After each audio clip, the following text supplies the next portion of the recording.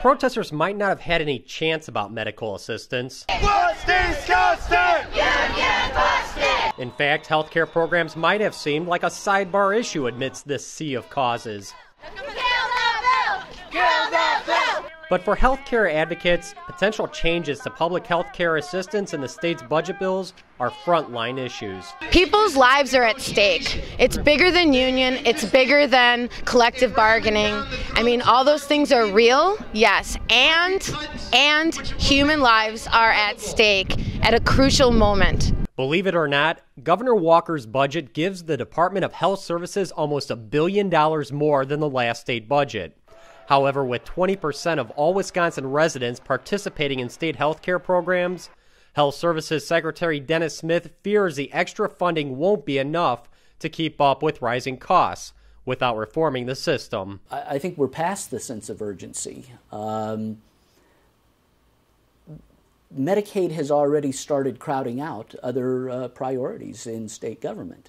And I think to some extent it hasn't been fully visible.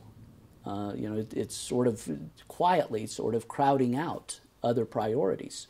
When you have the program growing 2 to 3 times faster than revenue, which is the situation that we're in, something has to change. We've seen this coming, though. We can't be surprised because there have been plenty of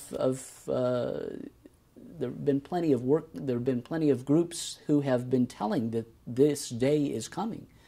So the day is already here, and we've got to make some tough decisions. But Smith has some ideas he'd like to put into place. He says would both improve service and save money. People with disabilities or our senior citizens to have greater control and more options for being able to live where they want and the life that they want, and that we have given them more control over that. And as I said, I think that in the long run will save costs as well. Another challenge for Smith will be dealing with the broad eligibility requirements for assistance, which have ballooned over the years. 1 out of every 10 Wisconsin residents lives in poverty, but 1 out of every 5 is on health care assistance. Wisconsin has been a very generous state in terms of eligibility. Medicaid is spending $1 billion more than it did just 3 years ago, simply because of caseload growth. Smith says regardless of any eligibility changes, children, the poor, and the disabled will always be able to rely on these programs. And Medicaid is different programs. For the low-income working families who need Medicaid temporarily because they don't have access to health insurance in the private sector, Medicaid should be a trampoline to help them to get back to the fully employed and fully engaged in the workforce. A person with a disability, though, very well may need to rely on Medicaid for their lifetime. Smith believes Wisconsin can build on its reputation as a national leader in reform, so long as Washington doesn't try to micromanage its efforts. Wisconsin has a vibrant, competitive private sector market here. We don't want to disrupt that by having the federal government come in and designing benefit packages that say these are the national standards, and we're going to start excluding health plans because we're going to start regulating the networks, and you're going to do it thus and such way.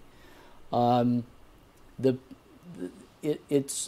going to disrupt our competitive market, and that's why, again, we need to give the free market message out there. We want as much innovation and competition as we can get. For the MacIver Institute, I'm Bill Osmolsky.